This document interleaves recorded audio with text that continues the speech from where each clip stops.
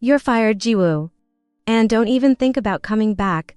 Minjun's voice, sharp and laced with cruel delight, sliced through the buzzing office. It wasn't a whisper, not a private dismissal behind closed doors. Oh no. He made sure everyone heard it. Every single person in the open plan office. My heart hammered against my ribs, a trapped bird desperate to escape. My hands, clutching the report I'd spent weeks perfecting, started to tremble. The temperature in the room plummeted, or maybe that was just the sudden, icy dread gripping me. I looked up, meeting his eyes, cold and triumphant. He stood there, Minjun, the golden boy heir of the company, smirking, his expensive suit perfectly tailored, his hair impeccably styled. A stark contrast to my fading blouse and the dark circles under my eyes from all the late nights. He wasn't just firing me, he was making an example. Your performance has been substandard. And frankly, your attitude is a liability, lies. All of it ID. Poured my soul into this job, worked harder than anyone, always the first to arrive, the last to leave. But what good was hard work against the son of the CEO? My gaze swept across the faces of my colleagues. Some looked away, uncomfortable, ashamed to witness the spectacle. Others, the ones who always sided with power, offered small, knowing smirks. A few, the younger ones, looked genuinely sorry, but none dared to speak up. Who would risk their own neck for a lowly assistant manager? My ears burned, my cheeks flushed crimson. It felt like every cell in my body was screaming, but my voice was stuck.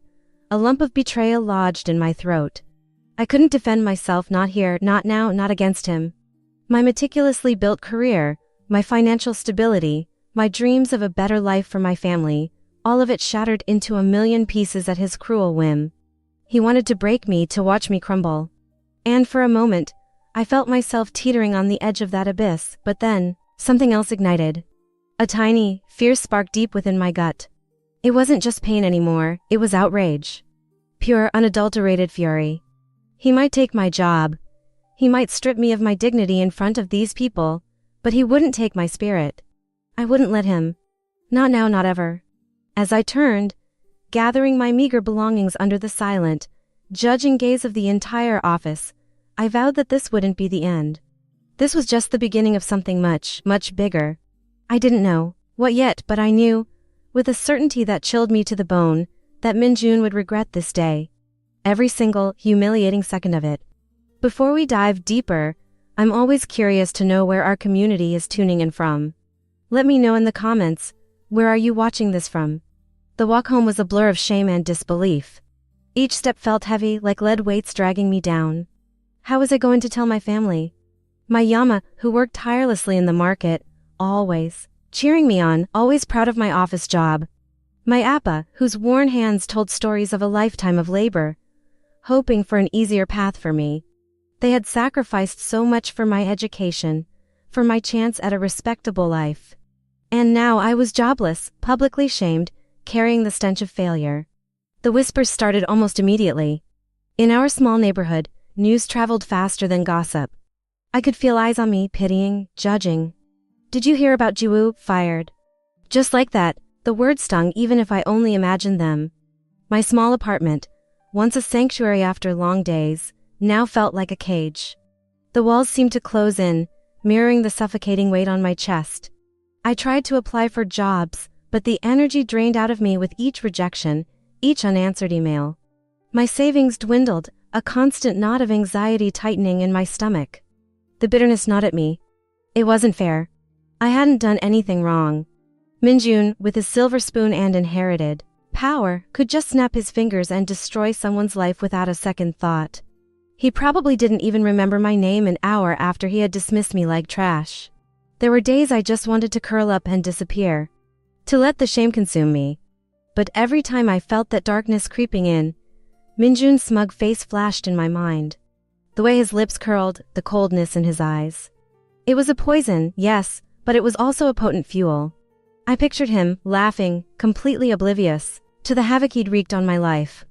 And that image, raw and infuriating, sparked a different kind of fire. It wasn't just about survival anymore. It was about proving him wrong. About taking this crushing injustice and forging it into something unbreakable. I wasn't going to break. I was going to rise. I didn't know how, But I knew I had to find a way to channel this rage, this profound sense of injustice, into a relentless drive to rebuild, to become someone he could never dismiss again. That spark, once tiny, quickly became a roaring inferno. I had to move. I couldn't just sit and stew in my bitterness. Rent wasn't going to pay itself, and my Yama and Appa deserved better than a daughter who gave up. So I swallowed my pride and took whatever I could find. First, it was waiting tables at a busy restaurant during the day, the kind where the customers were demanding and the tips were meager. Then in the evenings, I cleaned offices, scrubbing floors and emptying trash bins, often in the very buildings where people like Minjun held lavish corporate parties. The irony was a bitter pill, but it kept me going. Sleep became a luxury I couldn't afford. After my shifts, I'd come home, physically exhausted but mentally wired. I knew I couldn't just get another entry-level job. If I wanted to truly rise, to make myself indispensable, I needed more. More skills, more knowledge, more experience. So I invested every spare penny, every spare minute, into online courses, data, analytics, project management, advanced Excel, anything that sounded like it could make me valuable. My textbooks became my closest companions, their pages dog-eared and highlighted.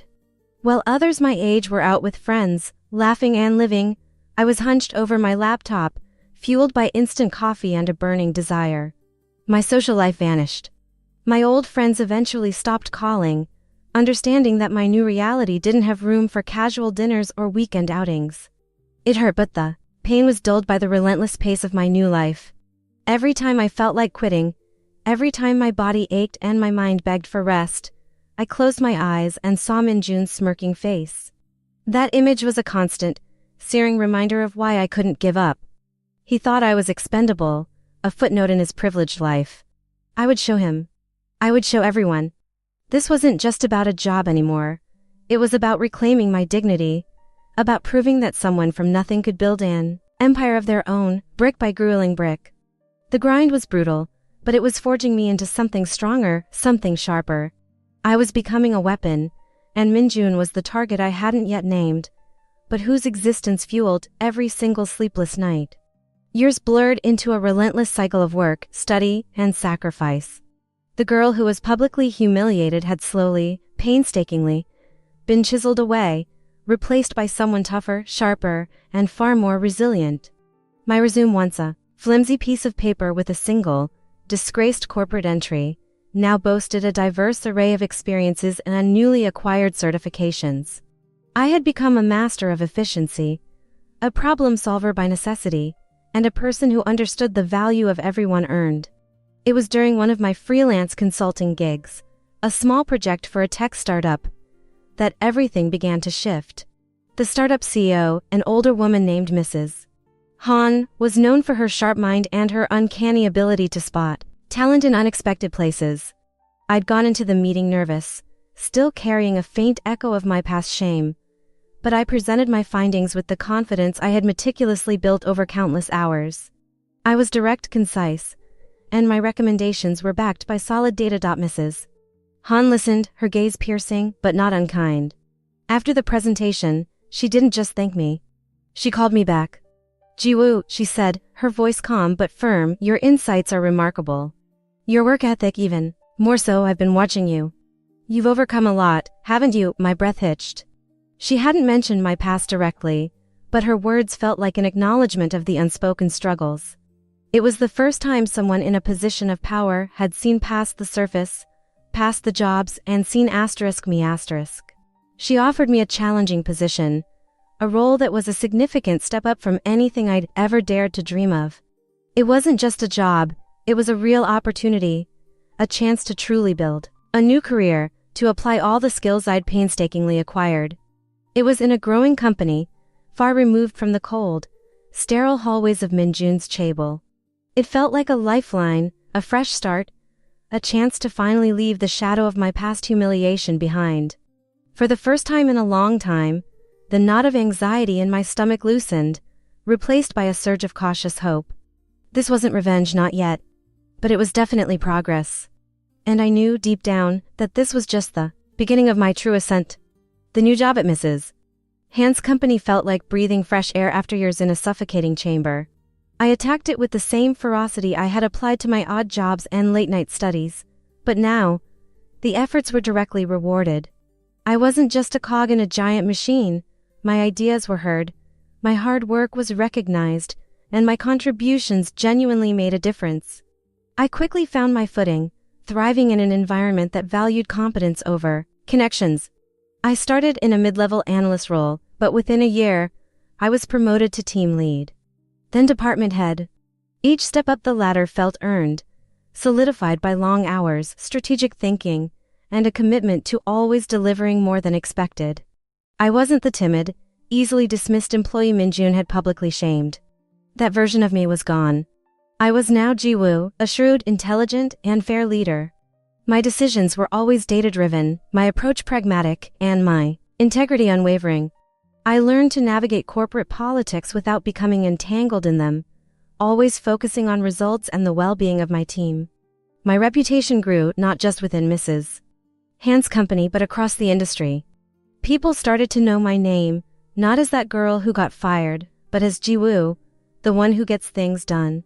I was invited to speak at conferences, my insights sought after. The confidence I projected wasn't an act, it was forged in fire, tempered by every struggle and every victory. I commanded respect because I had earned it, not because of a family name or inherited wealth. I built strong relationships with colleagues and clients, fostering trust through transparency and consistent performance.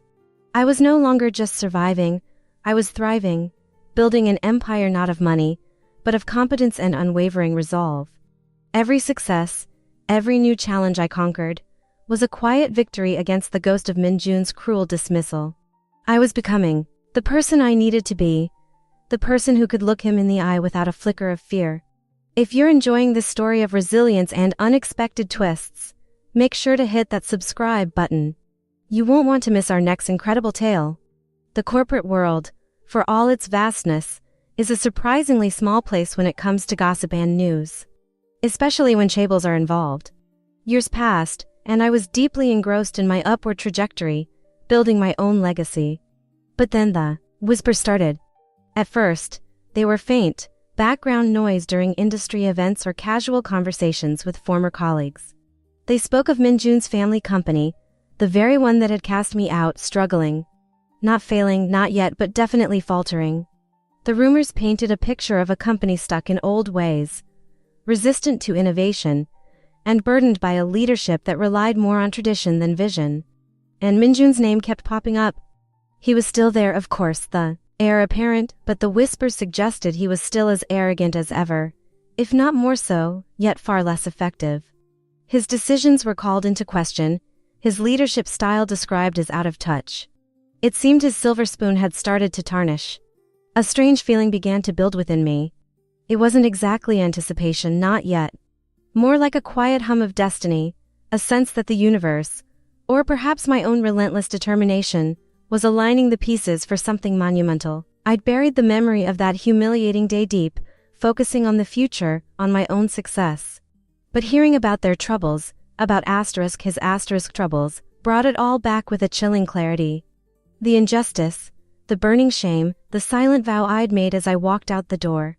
I tried to dismiss it, to focus on my own company, my own projects. But the whispers persisted, growing louder, more urgent.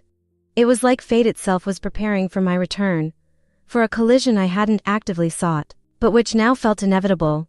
I found myself paying closer attention to market reports, to news about their industry segment. It wasn't about revenge, I told myself. Not directly. It was just good business. But deep down, a colder, harder part of me knew better. A chapter was closing for them, and I had a feeling a new one was about to begin for me. And it was going to be written exactly on their doorstep. The hum of destiny from the whispers soon turned into a deafening roar. One day Mrs. Han called me into her office, her face uncharacteristically serious. "Jiwoo," she began, "our company is making a major move. We're looking at an acquisition. A big one." My heart skipped a beat, a sudden, inexplicable sense of foreboding and excitement washing over me. I leaned forward, waiting for her to deliver the name, already knowing, deep in my gut, what she was about to say. "The target," she continued, her eyes searching mine, "is Minjun's chaebol. The Dayan Group, the words hung in the air, heavy and loaded. It was like a punch to the gut, but also a surge of adrenaline. This was it. The moment I had unconsciously been preparing for all these years. My past and my future were about to collide, head-on. The universe, it seemed, wasn't just aligning pieces, it was actively orchestrating a grand, unavoidable reunion. My initial reaction was a complicated mix of shock and a cold, calculating resolve. I felt a chill that had nothing to do with the office air conditioning. I remembered the burning shame, the public humiliation, the broken dreams. But I also remembered the strength I'd built, the resilience I'd forged. I was no longer that helpless girl. I was a formidable executive, and this was my arena now. I was immediately placed at the head of the acquisition team. Every fiber of my being focused on the task. I meticulously prepared for the deal, poring over financial statements, market analyses, and every single detail of Dayan Group's operations. I worked tirelessly, fueled by a purpose that went beyond mere corporate strategy. Every late night, every complex negotiation, every tough decision was infused with the memory of that day Min-jun had fired me. I ensured every detail was perfect, every clause watertight. This wasn't just a business transaction, it was a reckoning. I knew, with absolute certainty, that my past and future were about to collide in the most spectacular way possible, and I intended to be the one standing tall when the dust settled. The stage was set, and I was ready to step back onto it. The deal closed. It was a complex, arduous process, but we pushed through, meticulously dismantling their defenses, navigating their outdated structures, and ultimately, securing the acquisition. The news sent ripples through the industry. My company under Mrs. Han's brilliant leadership and my team's relentless execution had swallowed a long-standing, if struggling, chaebol. And I, Ji-woo, the woman who had once been publicly discarded by that very group, was appointed to a key leadership position within the newly structured entity. The irony was almost unbearable. The day arrived. My first day in my new role, back in the very building I had been escorted out of years ago. My stomach churned with a mix of nerves and a quiet, simmering anticipation. I walked through the familiar marble lobby, past the same security desk, but this time, my head was held high, my steps confident. My power suit, sharp and tailored, felt like armor. I wasn't just an employee anymore, I was a director, a leader. I was the asterisk leader. I made my way to the executive boardroom, the place where countless high-stakes decisions had been made, where Min-jun's father had once presided with unchallenged authority. The door was already ajar. I pushed it open slowly, deliberately, and stepped inside. The room was mostly full, hushed, expectant. And there he was, Min-jun. He sat at the far end of the long mahogany table, looking smaller, paler than I remembered. His eyes, once so full of arrogant dismissal, now held a flicker of something I hadn't seen before, fear, and a deep, unsettling recognition. His face visibly drained of color as our eyes met. He had been demoted. His father's empire, now ours, had shuffled him down the ranks, stripped him of his power. And I, Ji-woo, the girl he'd fired in front of everyone, was now his direct superior. The silence in the room was thick enough to cut with a knife. Every eye was on us, waiting, watching. The tables had not just turned, they had been completely flipped upside down. The air crackled with unspoken tension, the weight of years of injustice finally settling into this one, undeniable moment. This was it. My return. And Min-jun knew it. The silence in the boardroom stretched, heavy with the weight of our shared, ugly history. Min-jun, still pale, tried to regain some composure. He cleared his throat, a pathetic attempt to assert the old authority that no longer belonged to him. Ji-woo, he began, his voice surprisingly weak. I wasn't expecting you to be here, he stammered, his eyes darting around the room, seeking some kind of support that wasn't there. It was almost pitiful, but the memory of his cruel smirk years ago instantly hardened my resolve. I didn't offer a smile, didn't acknowledge his past behavior. I simply met his gaze with a professional coldness that left no room for sentiment. Mr. Min, I replied, my voice calm, steady, and devoid of emotion. I am here as the new director of strategic integration. As you know, our company has acquired the Dayan Group, and I've been tasked with overseeing its restructuring and future operations. Your role, as I understand it, is now under my direct supervision, My words were precise, undeniable, and they hung in the air like a guillotine blade. The other executives shifted uncomfortably, but no one dared to interrupt. They understood the power dynamics had irrevocably changed. Minjun flinched, his jaw clenching. He opened his mouth, as if to argue, to assert some vestige of his old power, but I cut him off, smoothly, efficiently. Now let's get straight to business. I've reviewed your department's recent performance reports. They indicate a significant lag in several key areas. I pulled up a detailed presentation on the main screen, data points and graphs highlighting his team's underperformance. There was no emotion in my voice, only facts, cold and hard. This wasn't about personal revenge in that moment, it was about demonstrating undeniable, professional power. I assigned him his first task, a challenging, urgent project to revitalize a failing division. It was a baptism by fire, a direct challenge to his competence. I watched his reaction, his eyes wide with disbelief, his mouth slightly agape. He was stunned, visibly shaken by the abrupt shift in our dynamic. There was a mix of satisfaction, yes, a deep, quiet triumph that hummed in my veins, but, beneath it, something more complex brewed. It wasn't just about turning the tables, it was about what I would do with that power now. And the first step was to make him understand that the rules had changed permanently. This wasn't a game to me. If you're rooting for a good comeback story, give this video a thumbs up. It really helps us reach more people. The news of Minjun's demotion and my new role spread like wildfire through the company. Everyone expected it. They waited with bated breath for my next move, for the inevitable, brutal retribution. I could almost hear their thoughts. She'll fire him. She'll make his life a living hell. She'll get her revenge. I remembered the pain, the humiliation, the years of struggle.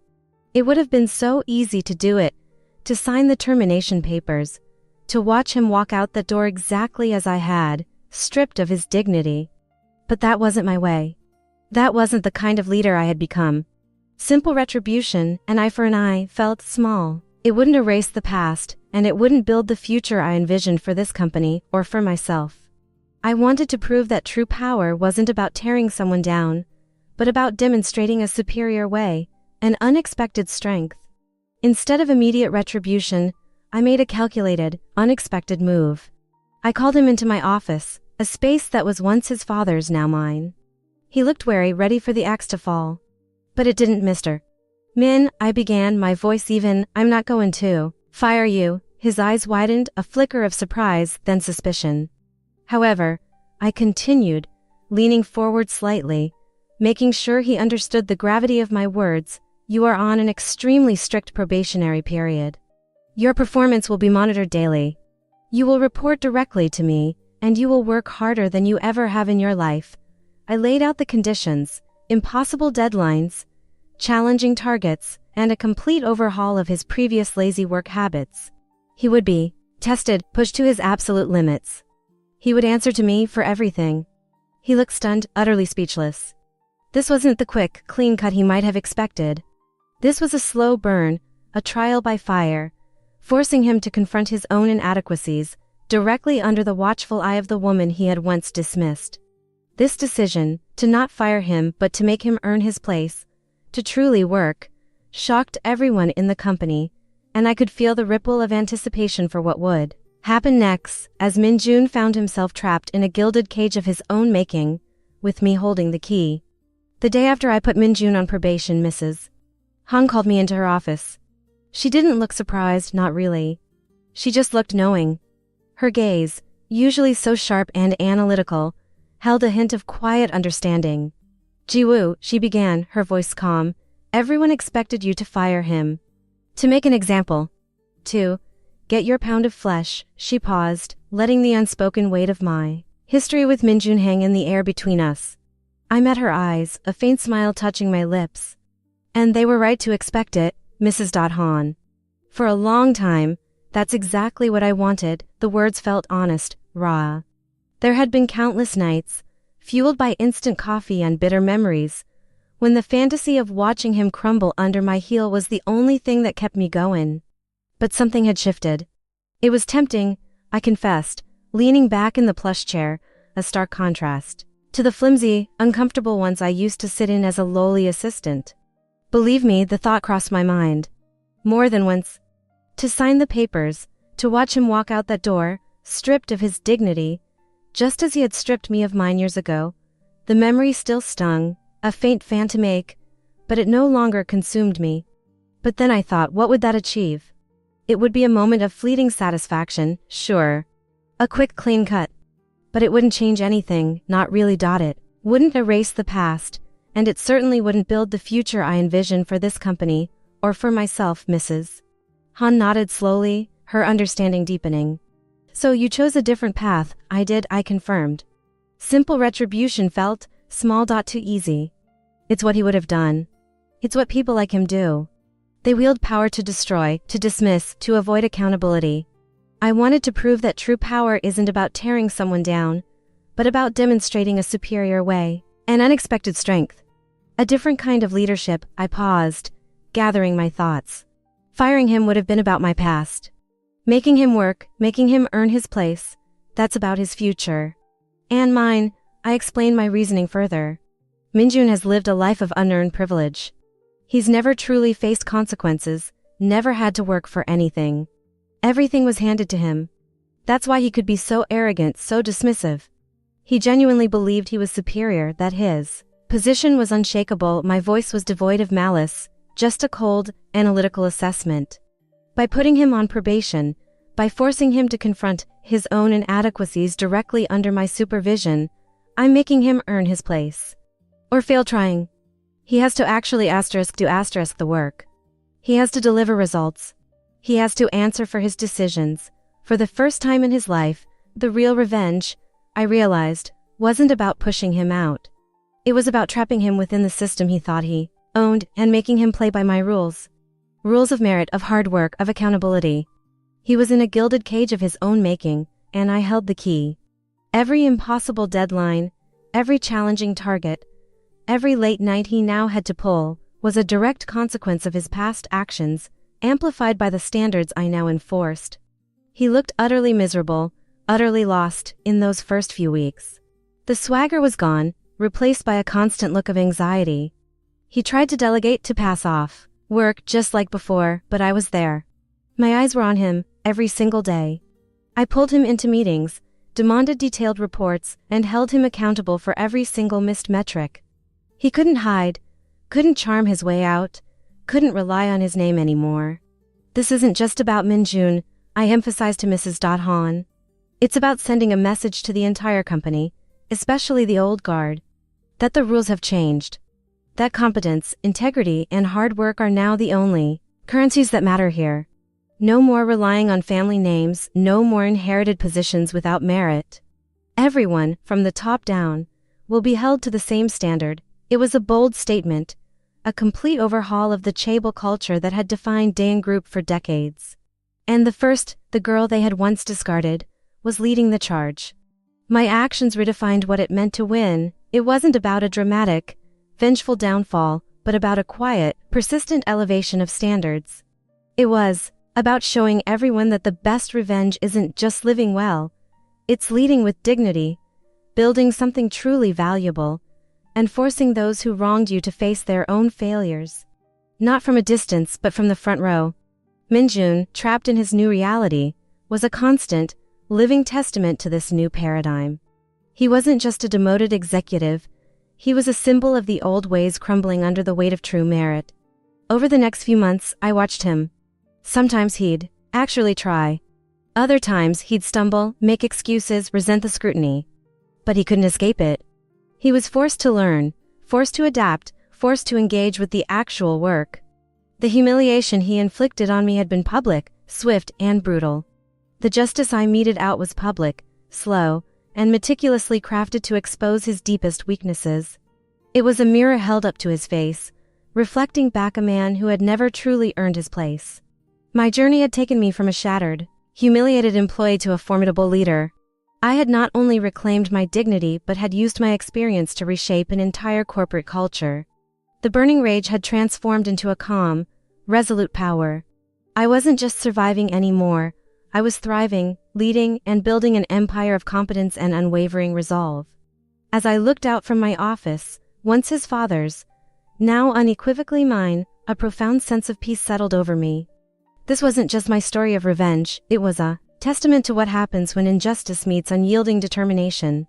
It was a story that proved that sometimes, the most shocking act of all is simply to lead with true strength and integrity, and let the consequences speak for themselves. The silence of Minjun's struggle, the quiet hum of a company finally moving forward on merit, was the sweetest symphony of all. If you love this story, stick around. We've got more incredible tales waiting for you right here on the end screen. Go check them out.